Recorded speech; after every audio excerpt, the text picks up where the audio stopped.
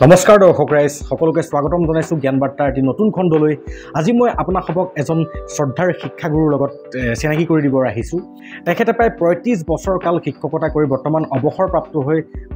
তেখেতে অৱসৰপ্ৰাপ্ত জীৱন কটাই আছে আৰু তেখেত আমাৰ শ্ৰদ্ধাৰ শ্ৰীযুত ক্ষিতি বৰা ডাঙৰীয়া। নমস্কাৰ। নমস্কাৰ। নমস্কাৰ। হয় ছাৰ, বহুতেই ভাল লাগিল আপুনি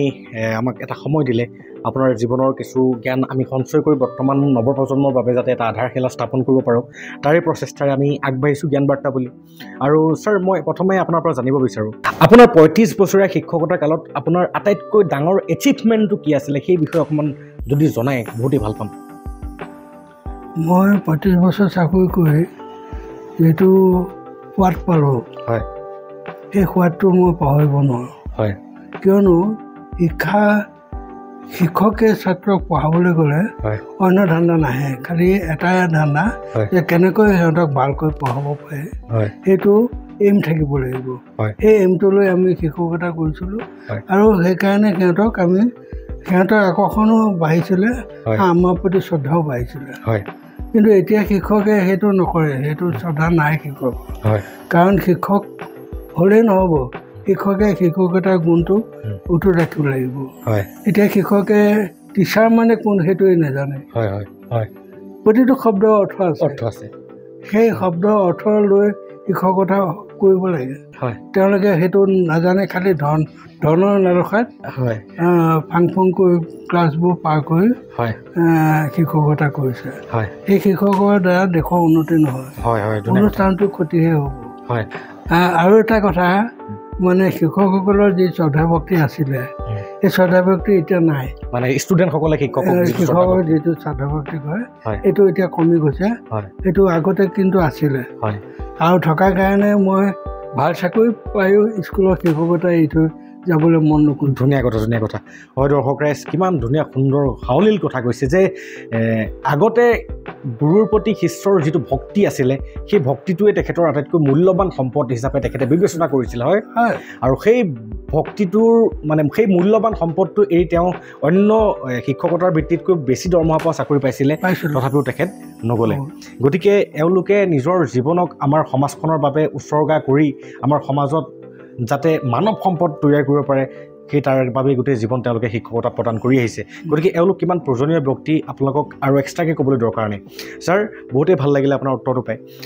মই জানিব বিচাৰোঁ যে আগতে আপোনালোকৰ দিনত যিটো ছাত্ৰ আৰু শিক্ষকৰ মাজত যিটো আন্তৰিকতা আছিলে, যিটো শ্ৰদ্ধা ভক্তি আছিলে, আপুনি কোৱা কথাটোৰ আলমতে মই সুধিব গৈছোঁ, কিন্তু আজিৰ ডেটত যে এই শ্ৰদ্ধা ভক্তিটো দিনক দিনে কমি গ'ল আৰু আজি ছাত্ৰ ছাত্ৰীয়ে শিক্ষকক শিক্ষক বুলি গণ্য নকৰাৰ নিচিনা এটা অৱস্থাত দেখা পোৱা যায়। গতিকে এই অৱস্থাটোৰ কাৰণে মূল বিসংগতিসমূহক আপুনি অকণমান আঙুলিয়াই দিব পাৰিব নেকি? নহয়, মূল বিসংগতি এনেকুৱাই যে শিক্ষকসকল উপযুক্ত হ'ব লাগে। উপযুক্ত নহ'লে শিক্ষকতা কৰিব নালাগে। উপযুক্ত হ'লেহে শিক্ষকৰ পদবীলৈ যাব লাগে আৰু শিক্ষাদান কৰিব লাগে। নহ'লে ছাত্ৰ ছাত্ৰীৰ ধ্বংস কৰাৰ বাদে অন্য ৰাস্তা নহয়।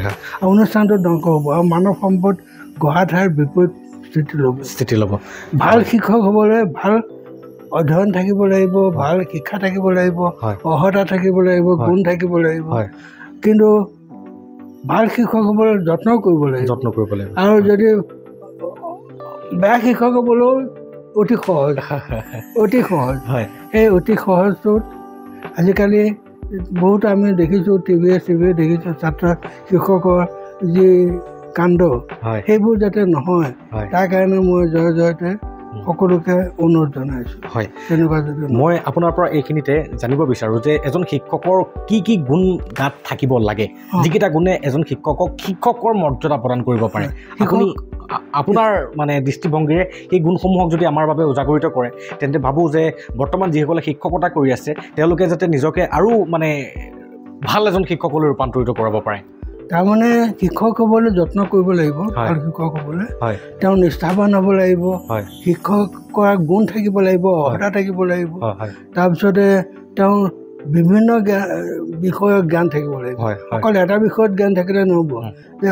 তেওঁ সামাজিক জ্ঞান থাকিব লাগিব, অৰ্থনৈতিক জ্ঞান থাকিব লাগিব, ৰাজনৈতিক জ্ঞান থাকিব লাগিব। আৰু এই সমস্ত জ্ঞানৰ মাজতহে এজন শিক্ষক হ'ব পাৰে। ভাল শিক্ষক। আৰু আপোনাৰ কথাটোৰ পৰা মই এই কথাষাৰ বুজিব পাৰিছোঁ যে এটা নক্ষত্ৰৰ যিদৰে নিজা পোহৰ থাকে আৰু নিজা পোহৰ থাকে কাৰণে সেই এটা নক্ষত্ৰই তাৰ চাৰিওপাশে আমি যদি সূৰ্যটোৰ উদাহৰণ লওঁ সূৰ্যৰ তাৰ নিজা পোহৰ আছে কাৰণে আমাৰ সৌৰজগতখনক সি প্ৰকাশিত কৰিছে আৰু আমি পৃথিৱীত আজি সূৰ্যৰ পোহৰেই আমি সৌৰশক্তি পাই আছোঁ ঠিক সেইদৰে ছাৰ আপুনি এইটোৱে ক'ব বিচাৰিছে নেকি যে শিক্ষক এজনৰ ভিতৰতো সৰ্বগুণ সম্পন্ন থাকি তেওঁ যাতে এটা জ্যোতিষ্ক মানে এটা তেওঁৰ যাতে নক্ষত্ৰৰ দৰে যাতে তেওঁ মানে জ্যোতিষ্কমান হ'ব সেই তাকে আপুনি ক'ব বিচাৰিছে আৰু এটা মিঠাতেলৰ বাতি তেলৰ বন্তি যদি ভৰাই শলিতাডাল ভালকৈ জ্বলাই দিয়ে তাৰ সৈতে বিভিন্ন শলিতা জ্বলাব পাৰি তেনেকৈ এজন মৰুভূমি বুলি কৈছোঁ মৰুভূমিত শিক্ষকসকলে মূৰ দানলৈ ৰূপান্তৰ কৰিব লাগিব তেতিয়াহে সেইজন শিক্ষক হ'ব হয় হয় বহুত বহুত ধুনীয়া আৰু আপোনাৰ কথাখিনিক মই কিমানভাৱে অনুভৱ কৰিব পাৰিছোঁ হয়তো নাজানো কিন্তু আশা কৰোঁ বৰ্তমান আমাৰ যিহেতু সকলো ৰাইজেই জ্ঞানী গুণী আৰু শিক্ষিত হয়তো মই যিমান ছাৰৰ পৰা সেই জ্ঞানসমূহক আহৰণ কৰিব পাৰিছোঁ তাতকৈ যাতে হাজাৰ গুণে বেছিকৈ আপোনালোকে সেইসমূহক অনুধাৱন কৰি আপোনালোকে জীৱন বাটত যাতে আগুৱাবলৈ সক্ষম হয় তাৰে কামনা কৰিছোঁ হয় ছাৰ মই বৰ্তমান জানিব বিচাৰোঁ আপুনি ক'লে যে আপুনি শিক্ষকতা বৃত্তিটোৰ বাদেও অন্য চাকৰি পাইছিল কিন্তু সেই শ্ৰদ্ধা ভক্তিৰ মোহত পৰি আপুনি অন্য চাকৰিত যোগদান নকৰিলে সেই কাহিনীটো অকণমান বৃত্তান্ত সেইটো কাহিনী এনেকুৱা মানে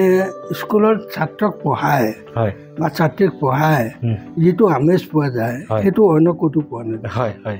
আৰু সেইটো নিজেও অধ্যয়ন কৰোঁ ল'ৰা ছোৱালীক পঢ়াবলৈ গ'লে নিজে অধ্যয়ন কৰিব লাগিব মই কাইলৈ কি লেচনটো পঢ়াম মই ঘৰত আগদিনা অধ্যয়ন কৰোঁ আৰু বিভিন্ন প্ৰশ্নৰ মই উত্তৰ দিব পাৰোঁ তেতিয়া মই ল'ৰা ছোৱালীৰ ওচৰত এইটো মই নহ'ব দে মই চাব লাগিব বুলি ক'বলৈ সময় নাই কাৰণ মই নিজে অধ্যয়ন কৰি সমস্ত মই সিহঁতক বুজাই দিব পাৰিব লাগিব তেতিয়াহে সেইজনে শিকক মানে এজন টিচাৰ পুৰা আপ টু ডেট হৈ থাকিব লাগিব হয় বহুত ধুনীয়া কথা হয় ছাৰ মই এইখিনিতে আৰু এটা কথা আপোনাক সুধিব বিচাৰোঁ যে আগতে চেকনিৰ আগত বিদ্যা বুলি এটা কথা আছিলে কিন্তু বৰ্তমান আমাৰ চৰকাৰীভাৱেই হওক বা চৰকাৰীভাৱে এই চেকনিৰ আগত বিদ্যা বস্তুটো নাইকিয়া কৰি পেলালে কিন্তু এই বস্তুটো নাইকিয়া কৰাৰ ফলত আমাৰ সমাজলৈ বা ছাত্ৰ ছাত্ৰীসকলৰ নৈতিক চৰিত্ৰ গঠনত কিবা অসুবিধাৰ সৃষ্টি কৰিছে বুলি অনুভৱ কৰে নেকি একো নহয় এইটো আচলতে আগতে আমি প্ৰাইমেৰী স্কুললৈ গৈছিলোঁ এজন শিক্ষক আছিলে আমাক পঢ়াইছিলে তেখেতে এই জাতি বাহন লিখিছে এজন পাতবাই ছিঙি লৈ আহি আৰ্যাৰ মুখস্থ ধৰে কিবা ধৰে খুব পিতে আৰু পিতৰ ভয়তে আমি পঢ়িছিলোঁ মুখস্থ কৰিছিলোঁ আৰু সেইবিলাক আমি ছাৰৰ আগত গাইছিলোঁ কিন্তু এতিয়া যুগ পৰিৱৰ্তন হ'ল এই নতুন আধুনিক যুগ আহিল এতিয়া শিক্ষকে ছাত্ৰ ছাত্ৰীক মাৰটো চৰকাৰেও নিষিদ্ধ কৰিছে আৰু মই এবাৰ মোৰ ভতিজা ছোৱালী এজনী প্ৰাইমেৰী স্কুলত পঢ়ি আছিলে এজন মহিধৰ শইকীয়া বুলি ৰাইডিঙৰ শিক্ষক তেওঁ উৰাই ঘূৰাই ভৰিত পিটিলে মই বাটত আগুচি ধৰিছিলোঁ তেখেতক কিয় মোৰ ভতিজাজনীক পিটিব মই ইমান মৰম কৰোঁ তাই নোৱাৰিলে মই শিকাম আপুনি মোক খাই গুচি দিব লাগে তেখেতক পিটিবলৈ আপোনাক অধিকাৰ দিয়া নাই ভৰি ছাল ছিঙি গৈছেগৈ ৰঙা ৰঙা তেজ ওলাই আহিছে মই সহ্য নহ'ল মই গালি পাৰিছোঁ যাৰ পৰা এনেকুৱা নকৰিব দাদা এইটো বৰ বেয়া কাম হৈছে আপুনি মোক গোচৰ দিব যে তোমাৰ ভতিজাজনে এনেকুৱা কৰিছে মই তাইক বুজাই দিম ঠিক তেনেকৈ এতিয়া জয়ফুল লাৰ্ণিং হ'ব লাগিব আজিকালি জয়ফুল লাৰ্ণিঙৰ ওপৰত গুৰুত্ব দিছে এতিয়া ক্লাছ এটাত যদি হুলস্থুল হৈ আছে গৈয়ে শ্ৰেণীকোঠাত নিজৰ পাঠটো আৰম্ভ কৰিলে নহ'ব তেওঁলোকক এটা উপমা বা সাধু এটা কৈ মনটো আকৰ্ষণ কৰিব পাৰিব লাগিব আকৰ্ষণ কৰি লৈ পেলাইহে তাৰপিছত পাঠলৈ যাব লাগিব তেতিয়া সিহঁত অন্যমনস্ক হোৱাৰ কোনো কাৰণেই নাথাকে গতিকে জয়ফুল লাৰ্ণিংটো বেছি গুৰুত্ব দিছে খুব সুন্দৰ আৰু এইখিনিতে মই আমাৰ দৰ্শক ৰাইজক বিশেষকৈ অভিভাৱকসকল বা বৰ্তমানৰ শিক্ষকসকলকো এটা আহ্বান জনাব বিচাৰোঁ যিসকলে প্ৰাইমেৰী পৰ্যায়ত পঢ়াই আছে খুব মৰম চেনেহৰ মাজেৰে এজন অনুভৱী ব্যক্তিৰ কাষৰ পৰা মই এই কথাষাৰ বাৰ্তা হিচাপে দিছোঁ আৰু এই সকলোবিলাক মানে আমাৰ DLED হওক বা BEdত এই সকলো কোৰ্চত এইবিলাক আছে কিন্তু তথাপিও আমি কিতাপত থকা আৰু কাৰ্যকাৰিতাত ৰূপায়িত কৰাৰ মাজত বহুতে আকাশ পাতাল পাৰ্থক্য থাকে কেতিয়াবা মাষ্টৰ এজন অতিষ্ঠ হৈ পৰে কেতিয়াবা কিছু কাৰণবশতঃ গতিকে কিন্তু শিকন পদ্ধতিত কেতিয়াও খং কৰি পেলাই শিকাব নালাগে যে এজন বয়োজ্যেষ্ঠ নহয় মই বহুত শিক্ষকৰ কাষৰ পৰাও মই এই বাৰ্তাটো দিবলৈ প্ৰয়াস কৰিছোঁ বহুতেই ভাল লাগিলে হয় ছাৰ আৰু এটা কথা মই আপোনাৰ পৰা জানিব বিচাৰোঁ আপোনালোকৰ দিনত আপোনালোকে যেতিয়া শিক্ষকতা কৰি আছিল তেতিয়া নৈতিকতাৰ শিক্ষাটোক বহুতে প্ৰাধান্য দিয়া হৈছিলে হয়তো সেই সময়ত নীতি শিক্ষা বুলি এটা বিষয়ও আছিলে কিন্তু বৰ্তমান আমাৰ শিক্ষা ব্যৱস্থাত নীতি শিক্ষাৰ কোনো বিষয় বস্তু সংগতি নাই যাৰ ফলত ষ্টুডেণ্টসকলৰ আজিকালি নৈতিকতা বা আধ্যাত্মিকতাৰ দিশত তেওঁলোকৰ নলেজটো নাই আৰু জীৱনৰ মানে এতিয়া বৰ্তমান বাস্তৱজনিত কাৰণ কিছুমান হৈ আছে যে সেই তেনেকুৱা আধ্যাত্মিকতাৰ জ্ঞানৰ অভাৱে বহু কিছুমান নৱপ্ৰজন্মক বিশেষকৈ বহু শিশুক বৰ্তমান বিপথে পৰিচালিত কৰাত দেখা যায় আৰু মই ভাবোঁ যে এই বিপথে পৰিচালিত এই কাৰণেই হৈছে কাৰণ সিহঁতৰ আধ্যাত্মিক জ্ঞানৰ অভাৱ গতিকে এই ক্ষেত্ৰত আপোনাৰ কিছু অভিমত যদি পাওঁ বৰ্তমান আমাৰ অভিভাৱকসকললৈ বিশেষকৈ অভিভাৱকসকলে যাতে বা বৰ্তমানৰ শিক্ষকসকলেও যাতে তেওঁলোকৰ পাঠদানৰ কাৰ্যকলাপৰ লগতে তেওঁলোকে যদি অকণ আধ্যাত্মিকতাৰ জ্ঞানক প্ৰাধান্যতা দিয়ে তেন্তে হয়তো আমাৰ বৰ্তমান আমাৰ অঞ্চলটোৰ ভৱিষ্যতটো যাতে আগন্তুক পৰ্যায়ত যাতে বহুতেই উন্নত হওক মই তাৰ বাবে আপোনাৰ পৰা অলপ পৰামৰ্শ বিচাৰোঁ আগৰ কথাটো এনেকুৱা আছিল যে নীতি শিক্ষা বুলি এটা বিষয় আছিলে হয় সেই নীতি শিক্ষাত বিভিন্ন আচাৰ ব্যৱহাৰ লিপিবদ্ধ আছিলে আৰু সেইবোৰ ছাত্ৰ ছাত্ৰীক ভালকৈ বুজোৱা হৈছিলে কিন্তু আজিকালি এই নীতি শিক্ষাও নাই আৰু শিক্ষকক ছাত্ৰই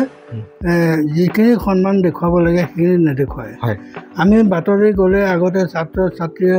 স্কুলৰ পৰা চাইকেলৰ পৰা নামি পেলাই ছাৰ ক'লৈ যায় সোধে কিন্তু আজিকালি কোনো নুসুধে আজিকালি সিহঁতে ছাৰৰ আগতে চাইকেলত গুচি যাব এনেকুৱা ধৰণৰ কিছু বিসংগতি দেখা যায় আৰু ছাত্ৰ আৰু শিক্ষকৰ মাজৰ পাৰ্থক্যটো গুণী শিক্ষকক সকলো ছাত্ৰই সন্মান কৰিব কিন্তু যিজন শিক্ষকৰ অযোগ্য ব্যক্তি তেওঁক কোনো সন্মান নেদেখুৱায় তেওঁ সেইটো সহ্য কৰিব পাৰিব লাগিব গতিকে নহ'লে ভাল শিক্ষক হ'বলৈ নিজে চেষ্টা কৰিব গতিকে আমি নিজকে মিঠৈৰ দৰে মানে মিঠৈ যেনেকৈ মিঠৈ য'তেই নাথাকক তাত গৈ মাখি পৰিবই ঠিক তেনেকৈ ভাল গুণৰ ব্যক্তিত্বৰ গৰাকী এজন যদি শিক্ষক হয় তেন্তে সেই শিক্ষকজনৰ ওচৰলৈও মানে মই এটা উপমাহে দিছোঁ যে মাখিক যেনেকৈ পৰেগৈ বুলি সেই ভাল গুণৰ শিক্ষকজনৰ ওচৰলৈও নিশ্চয় তেওঁৰ ছাত্ৰ ছাত্ৰীসকল যাব গতিকে বহুতেই ভাল লাগিলে আৰু এইখিনি সকলো কথাৰ পৰা এতিয়ালৈকে মই এটা কথাই বুজিব পাৰিছোঁ যে আপুনি শিক্ষকজনৰ গুণ মানে শিক্ষকজনক এটা নক্ষত্ৰৰ দৰে মানে নিজা পোহৰ থকা বা নিজা জ্যোতিষ্ক থকা হিচাপে আপুনি বৰ্তমান তৈয়াৰ কৰিবলৈ কৈ আছে আৰু এই ক্ষেত্ৰতে মই আৰু এটা কথা সুধিব বিচাৰোঁ যে আজিকালি আমাৰ অঞ্চলতে আমাৰ চৰকাৰী স্কুলসমূহৰ বাদেও বহু কিছুমান প্ৰাইভেট স্কুল গঢ় লৈ উঠিছে আৰু তেওঁলোকেও ভাল ৰিজাল্ট কৰি আছে গতিকে ইয়াৰ পৰা দেখা যায় যে প্ৰতি বছৰে আমাৰ অঞ্চলটোৰ পৰা যিমানখিনি ল'ৰা ছোৱালীয়ে নামভৰ্তি কৰিবলৈ আহে গতিকে সেই অনুষ্ঠান প্ৰতিষ্ঠানবিলাক যিহেতু বহুতেই হৈ গ'ল সেইবাবে আমাৰ স্কুলবিলাকত মানে এনৰলমেণ্টৰ সংখ্যা কমিবলৈ ধৰিছে গতিকে এইটো এটা আমাৰ বাবে সমস্যা নেকি ভৱিষ্যতৰ বাবে সমস্যা এটা হৈছে কাৰণ মই এটা উদাহৰণ দিওঁ আমাৰ ইয়াতে শংকৰদেৱ যেতিয়া হ'ল আমাৰ ছোৱালী হাইস্কুলখনত ছাত্ৰীৰ সংখ্যা কমি গ'ল মানে একমাত্ৰ ছাত্ৰী আছিলে স্কুলখন এই কমি যোৱা কাৰণটোৱে হৈছে শংকৰদেৱত প্ৰাইভেট যদিও তেওঁলোকৰ কিছুমান নিয়ম নীতি পৌৰাণিক যেনেকৈ হেৰি হয় সংস্কৃত শ্লোকবোৰ আছে নহয় তেনেকুৱা শিক্ষা তেনেকুৱা কিছু ব্যৱস্থা আছে কিন্তু আমাৰ চৰকাৰী স্কুলত সেই ব্যৱস্থাটো নাই সেইকাৰণে তেওঁলোক সেই ধাৱমান হৈছিলে শংকৰদেৱলৈ আৰু সেইটোৱে স্কুলখনৰ আমি ছাত্ৰী সংগ্ৰহ কৰিবলৈ ঘৰে ঘৰে বিচাৰিব লগা হৈছিলে গতিকে তেনেকুৱা পৰিৱেশ হৈছে এতিয়াও আমাৰ যিবিলাক অনানুষ্ঠানিক শিক্ষা যেনে ওচৰতে আমাৰ হেৰি আছে এই খ্ৰীষ্ট মিছনেৰী সেইখন খাইজ্যোতি স্কুল আছে তালৈ বহুত ছাত্ৰ গুচি যায় ইয়াৰ কাৰণটো হৈছে যে তাত ইংৰাজী মিডিয়ামৰ ওপৰত বেছি গুৰুত্ব দিছে আৰু অসমীয়া মিডিয়ামৰ ওপৰত কম গুৰুত্ব তেওঁলোকৰ তৃতীয় নে চতুৰ্থ শ্ৰেণীৰ পৰা অসমীয়া শিকায় তাৰপিছত আৰু অসমীয়া শিকিবলৈ দিয়ে ইংৰাজীত কথা পাতিব লাগিব ক্লাছ 3 নে 2 পৰা গতিকে এইবিলাক কাৰণতে ল'ৰা ছোৱালীয়ে ইংৰাজী শিক্ষাত বেছি ধাৱমান হওক বুলি মাক বাপেকে তেওঁলোকে তাত দিয়াৰ ব্যৱস্থা কৰিছে সেইটো কৰিছে ইংৰাজী শিক্ষাটো বেছি পাওক বুলি কিন্তু আমাৰ ইয়াতে পঢ়ি আমি LP স্কুল পাছ কৰি হাইস্কুলত পঢ়িলোঁ হাইস্কুলত পঢ়ি গ্ৰেজুৱেট হ'লোঁ তাৰপিছত এয়া মাষ্টাৰো কৰি আছোঁ আমাকতো ইংৰাজী বেলেগে শিকাব নালাগে আচলতে অসমীয়া মিডিয়ামটো মাতৃভাষাটো অৱহেলা কৰিব নালাগে মাতৃভাষা জানিলে অন্য ভাষাও জানিব পাৰিব গতিকে মই এইটোৱে ক'ব খুজিছোঁ যে যিবোৰ ক্ষয়জ্যোতিৰে ধাৱমান হৈছে তেওঁলোকে যদি অসমীয়া মিডিয়ামতে ভালকৈ নিজা ভাষাত পঢ়ে তেতিয়াহ'লে সি নিশ্চয় ইংৰাজীত পৰিণত হ'বই। আমাৰ স্কুলত পঢ়া মানুহ ডাক্তৰ হ'ব পাৰিছে, কেনেকৈ পাৰিছে? তাইতো ক্ষয়জ্যোতিত পঢ়া নাই। গতিকে এইটো আগ্ৰহ থাকিব লাগিব। গতিকে ছাৰ এই ক্ষেত্ৰতে মই আপোনাৰ পৰা জানিব বিচাৰোঁ যে আজিকালি এইটো এটা মানে আমাৰ প্ৰথা হিচাপে হৈ গৈছে যে জোৰ যাৰ মুলুক তাৰ। গতিকে আজি দেখাক দেখি আমুকৰ নগেনে যেতিয়া তাৰ পিতেকক ক্ষয়জ্যোতিত দিছে, খগেনেও তাৰ পিতেকক বা জীয়েকক ক্ষয়জ্যোতিত দিবলৈ গৈছে, সেই তেনেকুৱা এটা কম্পিটিশ্যন হোৱা যেন আপুনি পৰিলক্ষিত কৰে নেকি? কৈছোঁ, মই তেনেকৈ ভাবোঁ যে আমুকৰ ল'ৰাটো যদি ইংৰাজীত পাকৈত হয় অল ইণ্ডিয়া ঘূৰিব পাৰিব, কিন্তু অসমীয়া ভাষা জানিলে অল ইণ্ডিয়া ঘূৰিব নোৱাৰে। আৰু হিন্দী নাজানিলে ক'তো পৃথিৱীতো স্থান নাই। এতিয়া মোদীয়ে এতিয়া তেওঁ গ্ৰেজুৱেট নহয় বুলি শুনিছোঁ, কিন্তু আচলতে তেওঁ MA পাছ। গ্ৰেজুৱেটটো গ্ৰেজুৱেটে, তেওঁ MA পাছ। তেওঁতো এই বাহিৰৰ দেশৰ মানুহৰ লগত হিন্দীত কথা পাতে, কাৰণ হিন্দী আমাৰ ৰাষ্ট্ৰভাষা। গতিকে ইংৰাজী তেওঁ নক'লেও হিন্দী তেওঁ কয়। গতিকে হিন্দী আৰু ইংৰাজী আমাৰ স্কুলতো আছেই, নাইকিয়া নহয়। গুৰুত্ব দিব লাগিব আৰু নিজে অধ্যয়ন কৰিব লাগিব। মানে আপুনি এইটো কথা ক'ব বিচাৰিছে নেকি যে যদিহে গুৰুত্ব সহকাৰে পঢ়া যায় তেন্তে আমাৰ ইয়াত পঢ়িও ভালেই হ'ব? গতিকে এটা কথা এইখিনিৰ পৰাই মই আগতো তেনেকুৱা এটা আলোচনা কৰিছিলোঁ এগৰাকী প্ৰধান শিক্ষয়িত্ৰীৰ লগত প্ৰাইমেৰী লেভেলৰ, আৰু তেখেতেও কৈছিলে যে আজিকালি তেনেকুৱা এটা মানে যুঁজ হৈছে যে আমাৰ যেনেকৈ মানে যুঁজ হয় যে আমুকৰ ল'ৰাটোক দিছে গতিকে ময়ো দিম, সেই তেনেকুৱা কাৰণবশতঃ মানে দেখাক দেখি কুকুৰে কয় একাদশীৰ নিচিনা হৈছে। গতিকে কথাটো শুনিবলৈ বেয়া হৈছে, কিন্তু প্ৰকৃতাৰ্থত সঁচা কথা। গতিকে আমি ইয়াৰ পৰা দৰ্শক ৰাইজৰ মাজতে এনেকুৱা কিছুমানো অভিভাৱক অভিভাৱিকা আছে যিসকলৰ আৰ্থিকভাৱে এজন চাকৰি কৰা বা অন্য এজন ব্যক্তিতকৈ আৰ্থিকভাৱে তেওঁলোক দুৰ্বল হ'ব পাৰে। গতিকে দুৰ্বল আৰ্থিকভাৱে সচ্ছল নোহোৱা ব্যক্তি এজনে আৰ্থিকভাৱে সচ্ছল ব্যক্তি এজনৰ লগত এনেই ফেৰ মাৰি পেলাই নানান বিপদৰ সন্মুখীন যাতে নহয়, সেইবাবেহে এই আলোচনাটো কৰিছোঁ। আৰু আমি যদি ইতিহাসলৈও চাওঁ তেন্তে আমাৰ দেশৰ যিমানখিনি মানে আজি খ্যাতনামা ব্যক্তি আছে, সেই সকলো খ্যাতনামা ব্যক্তি চৰকাৰী স্কুলৰ পৰা পঢ়ি পেলাই খ্যাতি অৰ্জন কৰিবলৈ সক্ষম হৈছে। যেনে আমি APJ আব্দুল কালামৰ কথা ক'ব পাৰোঁ, বা জ্যোতিপ্ৰসাদ আগৰৱালা, তেওঁলোকো আমাৰ অসমৰ আছিলে। সেই তেতিয়াতো প্ৰাইভেট স্কুলৰ কোনো নাম নিচানেই নাছিলে। আমাৰ নিজৰ অঞ্চললৈ মই কৈছোঁ যজ্ঞ হাজৰিকা, তেওঁ DI হৈ ৰিটায়াৰ কৰিছে। তেওঁ অসমীয়া মিডিয়ামত পঢ়ি পেলাই DI হ'ব পাৰিছে। কি লাগে, তেওঁ যদি ইংৰাজী নাজানিলেহেঁতেন DI হ'ব পাৰে নেকি? তেনেকৈ বিষ্ণু প্ৰসাদে কোচং LP স্কুলত পঢ়িছে, তাৰপিছতে তেওঁ ৰাইডিঙা হাইস্কুলৰ 6লৈকে পঢ়িলে, তাৰপৰা গভৰ্ণমেণ্ট বইজত গ'ল, তাৰপৰা তেওঁ গভৰ্ণমেণ্ট বইজৰ পৰা মেট্ৰিক পাছ কৰি পেলাই এতিয়া LLB সুপ্ৰিম কোৰ্টৰ ওকালতি। এতিয়া তেওঁ কি অসমীয়া মিডিয়াম পাছ কৰা নাই নেকি? তেওঁতো ইংৰাজী মিডিয়ামত পঢ়া নাই। আৰু এনেও নহয় যে ক্ষয়জ্যোতিৰ পৰা যদি 100টা ষ্টুডেণ্টে পঢ়া শুনা কৰিছে, সেই 100টা পাছ কৰি পেলাই গৈ পেলাই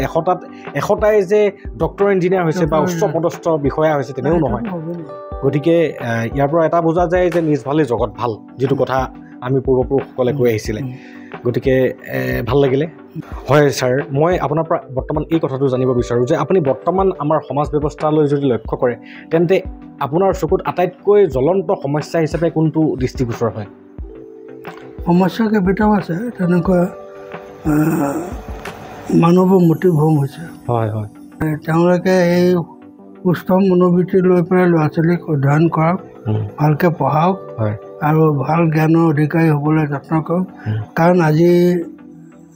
ছাত্ৰ কাইলৈ দেশৰ নাগৰিক। গতিকে সেইমতে তেওঁলোকক সৎ জ্ঞানৰ অধিকাৰ কৰিলে, সৎ প্ৰচেষ্টাৰে আগবঢ়াই নিলে সমাজৰ উপকাৰ হ'ব, সমাজৰ উন্নতি হ'ব আৰু সমাজ সেৱা কৰি যাবলৈ সাহস পাব। আৰু এই সৎগুণবিলাক কেনেকুৱা হোৱা উচিত আপোনাৰ দৃষ্টিৰে? সৎগুণ মানে সৎ শিক্ষা ল'ব লাগিব, সৎ ধৰণৰ সৎ অধ্যয়ন কৰিব লাগিব, সৎ চৰিত্ৰৱান হ'ব লাগিব আৰু লোকৰ পৰচিকাতৰ হ'ব নালাগিব। গোটেইখিনি ঠিক ঠাক হ'লেই সমাজখন নিকা হ'ব। এতিয়া এই বস্তুটো আজিৰ ডেটত দেখা যায় যে আজিৰ ডেটত প্ৰতিজন মানুহে এই যিকেইটা আপুনি সৎগুণৰ কথা ক'লে সেই গুণকেইটাৰ অভাৱত বৰ্তমান জীৱন নিৰ্বাহ কৰি আছে। এনেকুৱা এজন ব্যক্তি নাই যাৰ পৰচিকাতৰ ভাৱটো নাই মেক্সিমাম মই দেখা পাইছোঁ পৰচিকাতৰ মানুহে আমাৰ গোটেই সমাজখন বিয়পি আছে নৈতিক চৰিত্ৰৱান মানুহৰতো আপোনাৰ এতিয়া বৰ্তমান গুৰি চালনি দি চালিলেও নোলাব নিচিনা লাগে গতিকে আজিকালি পুৰুষেই হওক বা মহিলাই হওক নৈতিক চাৰিত্ৰিক সকলো দিশৰ পৰাই স্খলন ঘটিছে প্ৰতিটো দিশতে গতিকে নিজে যদি মই নিজে বেয়া হৈ পেলাই মই মোৰ সন্তানক কেনেকৈ নৈতিক শিষ্টাচাৰ দিম গতিকে অভিভাৱিকাসকলক আপুনি কি ক'ব বিচাৰে এই ক্ষেত্ৰত তেওঁলোকে শুদ্ধ হ'ব লাগিব হয় সৎ পথত চলিব লাগিব ল'ৰা ছোৱালীক সৎ শিক্ষা দিব হয় নিজে কৰা ভুলটো শুধৰণি কৰিব লাগিব হয় কৰি পেলাই ল'ৰা ছোৱালীক সেই শুধৰণি ৰাস্তাৰে লৈ যাব লাগিব তেতিয়াহ'লে নিশ্চয় বেয়া মানুহক কাৰণ আমাৰ যে কথা আছে নহয় এই বাল্মীকি তেওঁ ডকাইত আছিলে তেওঁ কেনেকৈ ৰামায়ণ ৰচনা কৰিলে গতিকে তেনেকুৱাকৈ শুদ্ধ পথ এটা বাছি ল'লে নিশ্চয় সেই বাল্মীকি নিচিনা হ'বলৈ চেষ্টা কৰিব লাগিব আৰু সেইটো পাৰিব মাক বাপেকে চেষ্টা কৰিব লাগিব তেতিয়া পাৰিব হয় ছাৰে বহুত ধুনীয়া ডাঙৰ কথা এটা ক'লে হয়তো বুজি পাইছে যে নিজে জীৱনত যিটো ভুল কৰিলোঁ সেই ভুলটো আমাৰ নিজৰ সন্তানক যাতে সেই ভুলটোৰ দ্বাৰা আকৌ গ্ৰাসিত নকৰাওঁ মই যিটো ভুল কৰিছোঁ সেই একেটা ভুলে মোৰ সন্তানৰ জীৱনত মই সেই ভুলটো জাপি দিব নালাগে এই কথাটো এজন অনুভৱী ব্যক্তিৰ পৰা মই আপোনাক দিবলৈ চেষ্টা কৰিছোঁ গতিকে দেখা যায় যে কিছুমান এনেকুৱা অকৰা মৈত উঠা নিচিনা মানুহ আছে মানে ইমানে অকৰা টাইপৰ জ্ঞানশূন্য মানুহ কিছুমান আছে সেই জ্ঞানশূন্য মানুহবিলাকে নিজকে মই বৰ দেখাবলৈ গৈ নিজৰ জীৱনটোৱে বৰবাদ কৰি লয় আৰু সেই তেনেকুৱা মানুহক মানে স্বয়ং ব্ৰহ্মা বিষ্ণু আৰু মহেশ্বৰ স্বৰ্গৰ পৰা নামি আহি পেলাই বুজাব নোৱাৰে গতিকে সেই তেনেকুৱা মানুহৰ পৰিণামবিলাক জেনেৰেলি কি হয় আপোনাৰ দৃষ্টিতো তেনেকুৱা মানুহ নিশ্চয় দেখিছে গোটেই জীৱনকালত সেই তেনেকুৱা অকৰা মানুহৰ অন্তিম পৰিণাম আপোনাৰ নিজ চকুৰে প্ৰত্যক্ষভাৱে দেখা সেইটো পৰিণামটো নিশ্চয় বেয়া হ'ব হয় ভাল কেতিয়াও নহয় আৰু ভাল চেষ্টা কৰিলেও সেই ভালৰ পৰা বেয়াটোলৈ গুচি যাব এইটো কেতিয়াও শুধৰণি নহয় কাৰণ পাপ কাম কৰিলে পাপৰ ফল ভুগিবই লাগিব সেইটো নিয়ম হয় আৰু ভাগৱত গীতাটো আছে যে তুমি যি কৰ্মই নকৰা কিয় পাপেই কৰিছা বা পুণ্য কৰিছা সেই কৰ্মৰ ফল এই জনমতে ভুগিব লাগিব এক্সট্ৰাকৈ এখন নৰক এক্সট্ৰাকৈ এখন স্বৰ্গ ইয়াত নাই গতিকে যি কৰিছা ইয়াতে ভুগিব লাগিব গতিকে ইয়াতে যিহেতু ভুগিব লাগিব কিয়নো আমি নিজকে এনেকুৱা কিছুমান কৰ্মত লিপ্ত কৰাওঁ যি কৰ্মই আমাৰ আত্মাক কুলসিত কৰিব পাৰে যি কৰ্মই আমাৰ নিজৰ নৈতিক চৰিত্ৰক কুলসিত কৰিব পাৰে কাৰণ যিহেতু আমি তাৰ ফলৰ পৰিণাম ভুগিবই লাগিব এই জনমতে গতিকে দৰ্শক ৰাইজ মই সবকে আহ্বান জনাওঁ যে নৈতিকতাৰ বিষয়ে আমি আনক পৰামৰ্শ দিয়াৰ আগত আমি নিজে নৈতিকভাৱে পৰিপুষ্ট হোৱাটো বেছি গুৰুত্বপূৰ্ণ কিন্তু আজি দেখা যায় যে মানুহে লোভৰ বশৱৰ্তী হৈ নিজৰ নৈতিকতাক বিক্ৰী কৰি ৰাইজক ঠগি বহুত ধন টকা পইচা অৰ্জন কৰি পেলাই ডাঙৰ ডাঙৰ আট্টালিকা সাজিছে হয় কিন্তু ডাঙৰ আট্টালিকাৰ মাজত এসাঁজ ভাত খাওঁতে যদি সুখেৰে খাব নোৱাৰে তেন্তে সেই আট্টালিকাৰ কোনো মৰ্যাদা নাই আৰু যদিহে আপোনাৰ মনটো পবিত্ৰ পুৰা ফূৰ্তি মনৰ মানুহ আপুনি বাঁহৰ তলিত এটা জুপুৰি ঘৰো যদি সাজি থাকে তেতিয়াও আপুনি সুখেৰে জীৱন নিৰ্বাহ কৰিব পাৰিব আৰু যিমানেই নুগুটাওক কিয় আপুনি লাগিলে তাজমহলটো আপোনাৰ নামত লিখি নিদিয়ক কিয় আপুনি যেহেতু পৃথিৱী এৰি যাওঁতে আপোনাৰ নিজৰ শৰীৰটোও এৰি থৈ যাবলগীয়া হ'ব তেন্তে আপুনি কাৰ মোহত পৰিছে এই নিজৰ শৰীৰটোৱে যিহেতু নিজৰ নহয় গতিকে ধন টকা পইচা নিজৰ ঘৰ দুৱাৰ মাটি বাৰীৰ লোভত পৰি পেলাই আজি আমুকৰ লগত দ্বন্দ্ব কাইলৈ তামুকৰ লগত দ্বন্দ্ব কৰি পেলাই কি পাম আমি অন্তিম সময়ততো সকলো ইয়াত এৰি থৈ যাব লাগিব গতিকে সকলোৱে নিজৰ নৈতিকতাক বজাই ৰাখিবলৈ চেষ্টা কৰক ইয়াতকৈ আৰু ভাল উপমা মই মোৰ এই বয়সত মই পোৱা নাই গতিকে মই যিখিনি অনুধাৱন কৰিব পাৰিছোঁ আজিলৈকে মই সেই কথাখিনিৰ দ্বাৰা আপোনাৰ কথাখিনিৰ দ্বাৰা মই সংযোজন কৰাই পেলাই কথাখিনি ক'বলৈ দৰকাৰী বুলি অনুভৱ কৰিলোঁ বাৰু যি নহওক মই মোৰ মনৰ কথাটো আপোনাক সুধিবলৈ আহিছোঁ আপোনাৰ গোটেই জীৱন জোৰা অভিজ্ঞতাৰ পৰা আজিলৈকে আপোনাৰ জীৱনৰ যিমানখিনি অভিজ্ঞতা হৈছে যিমান তিক্ত তিতা মিঠা যিমান কেঁহা যিমান আপোনাৰ অভিজ্ঞতা আছে সকলো অভিজ্ঞতাৰ পৰা বৰ্তমান আপুনি আমাক পুত্ৰ হিচাপে গণ্য কৰি আপোনাৰ জীৱনৰ সেই মূল মন্ত্ৰটো যিটো মূল মন্ত্ৰৰ দ্বাৰা আপুনি নিজৰ জীৱনটো সুশৃংখলিতৰ ওপৰত পৰিশীলিতৰ ওপৰত আগুৱাই নিয়াত আপোনাৰ সহায় হৈছিলে সেই মূল মন্ত্ৰটো আমাক দিব নেকি যাতে আমিও আমাৰ জীৱন যুদ্ধত একোচ আগুৱাই যাবলৈ পাৰোঁ গোটেই কৰ্ম জীৱনটো মই বহুত তিতা কেঁহা পালোঁ পাই পেলাই মই সংশোধন হ'বলৈ চেষ্টা কৰিছোঁ আৰু কাৰোবাক যদি কোনোবাই মোৰ অনিষ্ট কৰিছে তেওঁলোককো কৈছোঁ যে তোমালোকে সৎ পথলৈ আহা সৎ পথত যোৱা সৎ পথৰ কাম কৰা আৰু তিতা কেঁহা অভিজ্ঞতা পাই যেতিয়া বিদায় লৈছিলোঁ তেতিয়া মই কৈছোঁ যে মই কৰ্ম জীৱনত বহুত তিতা মিঠা কেহা দি পালোঁ কিন্তু শেষত সকলোকে নমস্কাৰ জনাই মই কৰ্মৰ পৰা অৱসৰ লৈছোঁ লৈ মোৰ এটাই উদ্দেশ্য যে মই ভালদৰে জীৱন নিৰ্বাহ কৰিম সৎ পথত চলিম সৎ উপদেশ আনকো দিম নিজেও সৎ পথে চলিবলৈ চেষ্টা কৰিম এই পথে মই আগবাঢ়ি গৈ বৰ্তমান জীৱনটো অতিবাহিত কৰিছোঁ আৰু কেইদিন থাকিম এইটো নাজানো এইটো মৃত্যু আৰু ভগৱানৰ ওপৰত সত্য গতিকে সেইটোৱে মই আহ্বান জনাওঁ যে কৰ্ম জীৱনত কেতিয়াও মানুহৰ অপকাৰ নকৰাকৈ সৎ পথে চলিবলৈ চেষ্টা কৰক সৎ ন্যায় পথে যাওক আৰু কাৰো অনিষ্ট নকৰক এইখিনিকে কৈ মই ৰাইজলৈ অনুৰোধ জনাইছোঁ বহুতেই সুন্দৰ এটা সাৰুৱা কথা আপুনি কৈছে যে মোৰ ফূৰ্তিটো আনৰ বাবে দুখ হ'ব নালাগে মোৰ আনন্দ আনৰ বাবে চকুলো হ'ব নালাগে যদিও লাইন দুটা একেবাৰে সৰু লাইন কিন্তু ইয়াৰ পৰা আমি ইয়াক বহুত দভাৱে বিশ্লেষণ কৰিব পাৰোঁ আৰু যিসকলে বিশ্লেষণ কৰিব পাৰে নিশ্চয় তেওঁলোকে অনুধাৱন কৰিব আৰু নিশ্চয় তেওঁলোকে জীৱন বাটত এই সততা আৰু নৈতিকতাৰে আগবাঢ়িবলৈ চেষ্টা কৰিব হয় বহুতেই ভাল লাগিল আপোনাৰ লগত আজি কটোৱা সময়খিনি আৰু মই অৱশেষত আপোনাৰ সুস্বাস্থ্য আৰু দীৰ্ঘায়ু কামনা কৰিছোঁ এই প্ৰচেষ্টাটো তোমাৰ যথেষ্ট ভাল হৈছে এইটো আদৰণীয় বুজিছানে আৰু এইটো আমাৰ অৱসৰপ্ৰাপ্ত শিক্ষক বহুত আছে তেখেতসকলক এই ধৰি ৰাখিব পৰা গুণটো তুমি চেষ্টা কৰিছা তাৰ কাৰণে মই তোমাক ধন্যবাদ জনাইছোঁ আশীৰ্বাদ দিছোঁ যাতে তুমি ফলপ্ৰসূ হোৱা নমস্কাৰ দৰ্শক ৰাইজ আজিৰ বাবে আপোনাৰ খবৰ পৰা তথা ছাৰ আপোনাৰ পৰা মই বিদায় লৈছোঁ নমস্কাৰ